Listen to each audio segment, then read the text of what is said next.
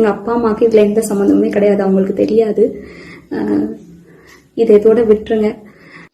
Hello friends, கவினுக்கு நடந்த சோகம் இனி யாருக்கும் நடக்கக்கூடாது. நம்மளும் அப்படி தான் ஒவ்வொருத்தவங்க விஷயத்துலையும் சொல்லிக்கிட்டே இருக்கோம். பட் அது கண்டினியூ ஆகிட்டே தான் இருக்குது. கவினோட காதலி வெளியிட்டிருக்க ஆடியோ ஃபுல் அண்ட் ஃபுல் அவங்க பேரண்ட்ஸை வெளியே விடணும், பேரண்ட்ஸ் எதுவும் பண்ணிடாதீங்க, பேரண்ட்ஸ் தான் பேசுகிறாங்களே தவிர கவினை பற்றி அவங்க சொல்லவே இல்லை. கவினுக்கு நடந்த சோகத்தை பற்றி அவங்க சொல்லலை. ஒரு உயிர் போயிருக்கு, அதோட மதிப்பு அவ்வளோதானா? ஒரு 26 வயசு பையன் தன்னோட தாத்தாவை ட்ரீட்மெண்ட் பண்ணுறதுக்காக காதலிக்கிட்ட வந்திருக்காங்க. அதை தப்பாக புரிஞ்சுக்கிட்டு அந்த பொண்ணோட பிரதர் நல்லா பேசுகிற மாதிரி பேசி கூட்டிகிட்டு போய் பழையபடி நான் தான் என் சிஸ்டர் கூட சுற்றக்கூடாதுன்னு சொல்லியிருக்கேன்ல, ஏன் சுற்றுறீங்க வச்சிருக்கும் போதே இருந்த டூல்ஸ் எடுத்து அவங்க கையில் வெட்டி அதோட அவர் துடிக்க ஓடி இருக்காரு.